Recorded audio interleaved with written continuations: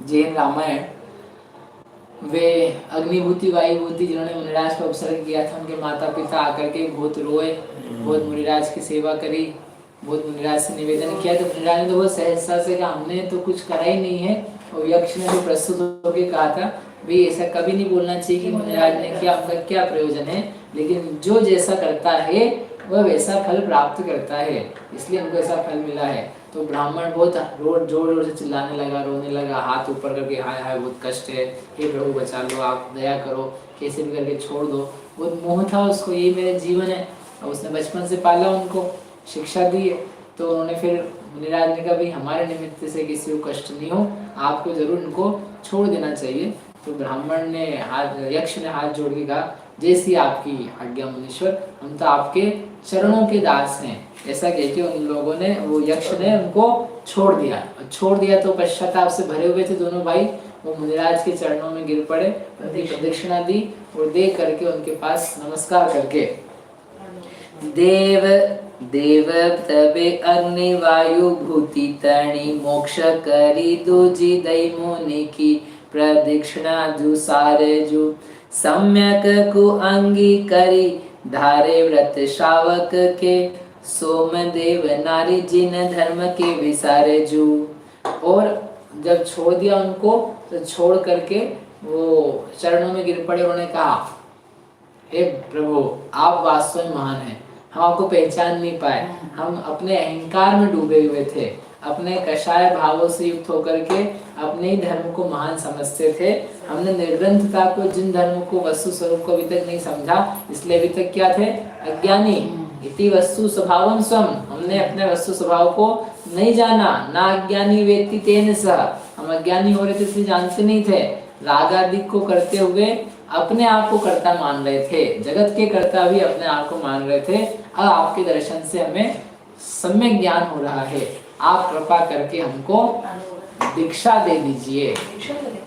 दीक्षा उन्होंने मांगी, दीक्षा मांगी उन्होंने, क्या हमको महाव्रत दे दीजिए, आपके समान बना लीजिए, ऐसा उन्होंने कहा। तो मुनिराज ने देखा कि ये प्रार्थना तो कर रहे हैं लेकिन उनकी शक्ति नहीं थी। शक्ति मतलब अभी ये भोगों में लालित हुए हैं, इनके अन्य प्रकार के बहुत सारे संस्कार हैं, ये कैसे मुनि व्रत का पालन कर पाएंगे। तो मुनिराज ने शक्ति रहित जान करके उनको अणुव्रतों का धारण करवाया, सम्यक दर्शन को प्राप्त कराया, उनको महाव्रत नहीं दिए। ऐसा नहीं कि वो अजैन थे इसलिए महाव्रत नहीं दिए, बहुत सारे पहले भी अजैन हो चुके। वो ब्राह्मण ही था, ब्राह्मण ही किसान था, किसान ने बोला तो किसान को दे दी और इनको नहीं दी। और किसान तो ज्यादा ज्ञानी था क्योंकि उसको तो कुछ भी नहीं आता था, तो वेद पढ़े हुए लोग थे, लेकिन फिर भी ज्ञान नहीं, वय भी नहीं। इनकी सामर्थ्य कितनी है, विषय भोगों में आसक्त बुद्धि कितनी है, सम्यक दृष्टि भी हो जाएगा भी ये, लेकिन फिर भी विषय कषाय के प्रति प्रेम, वैराग्य नहीं है पूरा। तो ऐसा जान करके मुनिराज बुद्धिमान होते हैं, व्यावहारिक होते हैं, लोकोत्तर ज्ञानी होते हैं। तो उन्होंने उनको कहा अभी आप अणुव्रतों में संतोष धारण कीजिए, सम्यक दर्शन को प्राप्त कीजिए। ऐसा करके उन्होंने व्रत दिए। धर्म बिना प्राण छोड़ी डोले भव सागर में सोमदेव नारी जुक्त नाना दुख पाए है। अग्नि वायु भूति सार सम्यक को चित्त धारी प्राण त्यागी स्वर्ग आदि माही उपजाए हैं। तो वो पूरे जीवन भर फिर उन्होंने अणुव्रतों का पालन किया, मुनिराज के लिए दान दिया और जिन पूजा स्वाध्याय संयम तप दान रूप जो षटकर्म थे श्रावक के, अणुव्रत के आचरण थे, निरतिचार पालन किया। और पालन करके अंत में उन्होंने जब मरण किया तो कहाँ पहुंच गए, वो स्वर्ग में पहुंच गए। आचार्य भगवान लिखते हैं कि आश्चर्य है, क्या आश्चर्य है कि जिन शासन की प्रभावना जो उन्होंने काम की तो मर करके उत्तम स्वर्ग में देव हुए। इतना अच्छी वाक्य थी यहाँ पर, कहाँ गया, मुझे याद है, बताओ कि धन्य है। हाँ, ये इसके आगे लिखा है कि जो विपरीत कार्य कर रहा था, जिसने मुनिराज सर को ऐसा किया, तो उसका भी जिन धर्म का पालन करने पर वो सारे पाप मानो एक प्रकार से धुल गए। वो कहाँ पहुंच गया? वो स्वर्ग में पहुंच गए। दोनों भाई स्वर्ग सोधर में, ईशान स्वर्ग में, वहाँ उत्तम देव पर्याय को प्राप्त हुए। जिन धर्म की महात्म्य देखो अथवा अपने तप का महात्म्य देखो कि जिस तप के कारण से, जिस आत्मशुद्धि के माध्यम से किए हुए पाप भी चले जाते हैं। तो संसवेन भव संतति सन्निबद्धम पापम क्षणाक्षयम उपैति शरीर भाजा। ये कहने भर का मंत्र नहीं है, कहने भर का पाठ नहीं है कि यहाँ हो जाते हैं महिमावाचक। महिमावाचक नहीं, वास्तव में होते, ये उसका उदाहरण है। ये तो इतना पाप किया, यज्ञ किए, पशु की बलि चढ़ाई, मांस आदि भी खाया पहले, मुनिराज को मारने की पूरी योजना, उनको ऐसे बोल रहे हैं तू बोल, जैसे महावीर स्वामी आपके सामने आ जाओ आप उसको बोलो, उनको बोलो बोल, तू बोल क्या जानता है। कोई महाराज आ जाए आपके सामने, तू बोल, मतलब कैसा पाप लगता होगा, कितना अपमान होता होगा। फिर भी ऐसे व्यक्ति को भी धर्म के पालन के कारण से स्वर्ग की प्राप्ति हो गई। धन्य धर्म की महिमा। उनके जो माता पिता थे, वे माता पिता मरण करके कुयोनियों में बढ़ते रहे, घूमते रहे, क्योंकि जब पुत्र उनके इस प्रकार के हो गए तो उनको बहुत दुख हुआ, क्लेश हुआ और मोह के कारण से युक्त ही मरण हुआ। तो वो दोनों माता पिता अलग अलग योनियों में अलग ही भटकते रहे, उनकी सुगति नहीं हो पाई। कई बार ऐसा होता है पूरा परिवार बदल जाता है, कई बार ऐसा होता है बस एक ही व्यक्ति बदलता है और अन्य व्यक्ति दुख पाते हैं, ऐसा कैसे हो गया। तो जिंदगी भर क्लेश में रहते, तो क्लेश में रहे, आर्थ ध्यान से मरण को प्राप्त हुए और संसार में भटकते रहे। अब वो जो पहुंचे थे स्वर्ग में, स्वर्ग से च्युत हुए वे। भोग शर्म भोगी चय उपजे अयोध्यापुरी, तात सो समुद्र सेठ धारिणी सुभाय है। पूर्ण भद्र हेम भद्र नाम कुपरापतवे, श्रावक व्रत धारी केसु धर्म सुर्ग थाय है। और वहां से च्युत हुए और च्युत होकर के नगर सेठ के पुत्र हुए। दोनों पुत्र बने, दोनों भाई बने फिर से। पूर्ण भद्र और हेम भद्र उनके नाम थे।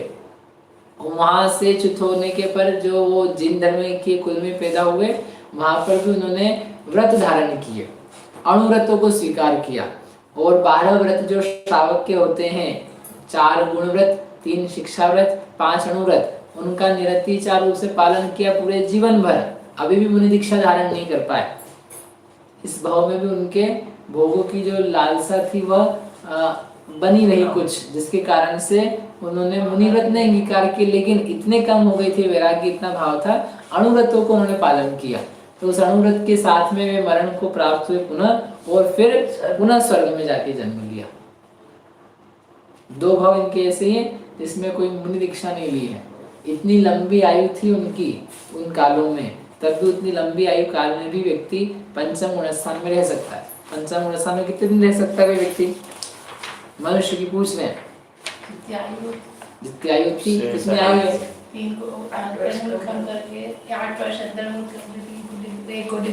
3 पल्ले नहीं, 1 कोटि पूर्व होगा। करोड़ों करोड़ों वर्षों तक कोई व्यक्ति पंचम गुणस्थान में रहे। 70,56,000 करोड़ इंटू 1 करोड़, इतने करोड़, कोड़ा कोड़ी वर्ष, मतलब संभावना हो सकती है 5 में रहने की इतनी।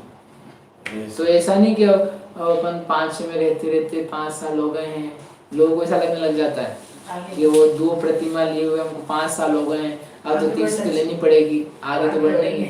नहीं, आपका भाव अच्छा है, लेकिन फिर वो व्यक्ति पुश में आके, फोर्स में आकर के अब तो लेनी पड़ेगी। हमारे साथ के सब लोगों ने ले ली, साथ के सब लोगों ने क्या कर लिया, 3 प्रतिमा ले ली, तो अब तो मेरे को भी लेनी। 3 तो लेने, तो साथ के सब लोगों ने ले ली, तुम्हारे परिणाम है कि नहीं है?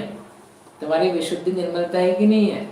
हमारे साथ के लोगों ने दीक्षा ले ली, तो अब क्या करें हम? तो हमको भी लेनी है, अब लेनी पड़ेगी, नहीं लेंगे तो फिर अच्छा नहीं लगेगा। ऐसा व्यक्ति, ये तप का कारण नहीं है, दीक्षा का लेना वैराग्य से होता है। वैराग्य के बिना देखा देखी से नहीं ली जाती है, फिर संक्लेश परिणाम को प्राप्त हो जाता है। ये इसलिए आपको बताया कि 2 भाव ऐसे हुए इनके। भरत जी के भाव दिखाए थे, उसमें भी वो दीक्षा ले नहीं पाए थे।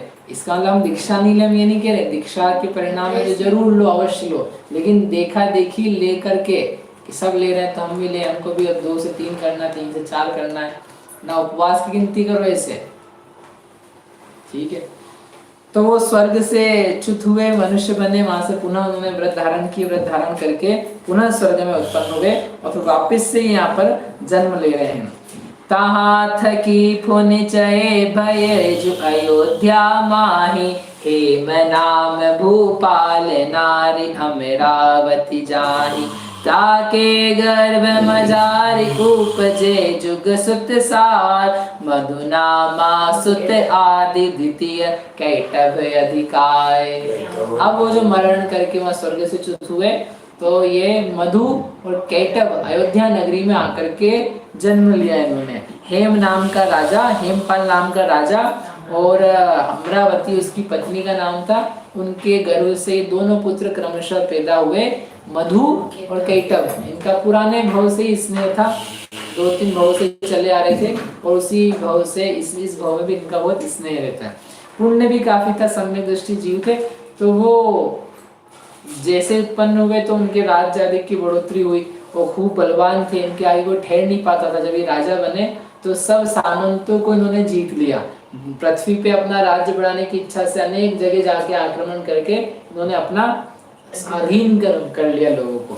लेकिन एक राजा था, वो जो राजा था तो मतलब बड़ा राजा और उसके अधीन छोटे छोटे राजा रहते हैं।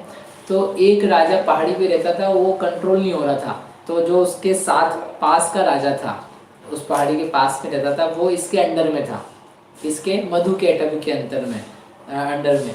तो उन्होंने जाकर के बोला, भाई वीरभद्र नाम था उस राजा का। वीरभद्र राजा ने जाके बोला, हे स्वामी, वो जो राजा है दूसरा भीम नाम का पहाड़ी पे रहता है, तो कभी भी आकर के हैरान कर देता है, हमारे पशुओं को लूट के ले जाता है, हमारे नगर में से धन संपत्ति ले जाता है, उपद्रव मचाता रहता है। जैसे आत्मा में कर्म के उदय प्रवेश करके उपद्रव मचाते रहते हैं, बस पे आ नहीं पा रहे हैं पराए, लेकिन वो घुस घुस करके मानो कष्ट देते रहते हैं। तो वैसे ही हे स्वामी, वो राजा जो है हमारे नगर में आकर के उपद्रव मचाता है, हम उसको जीत नहीं पा रहे हैं, आप कुछ कीजिए। आप हमारे स्वामी क्या करेगा? छोटा व्यक्ति बड़े व्यक्ति को जो बोलेगा। अपन लोग संसार में तो अपना दुख किसके सामने बताएंगे? माता पिता से। माता पिता से बढ़ करके आप जगत के जीव जिते तिन सबके नायक। ये भगवान, आप जगत के सारे जीवों के नायक हो। आपके सामने मैं अर्ज कर रहा हूँ कि मेरे को ये समस्या है, तो वो सॉल्व करेंगे। तो राजा ने वही रीति से जाकर के, वीरभद्र जो राजा था उसने जाकर किससे बोला? मधु से बोला कि वो हैरान कर रहा है, आप आकर के देखिए, आप कहिए कुछ। बोले ठीक है, हम चलते हैं, हम जीतेंगे उसको, ताकि आपका राज्य भी निष्कंटक रहे और हमारी सीमाओं में रहे वो। तो वो जाता है, रास्ते में वीरभद्र का नगर पड़ता है, तो वहाँ रुकता है। वहाँ रुकने पर क्या होता है,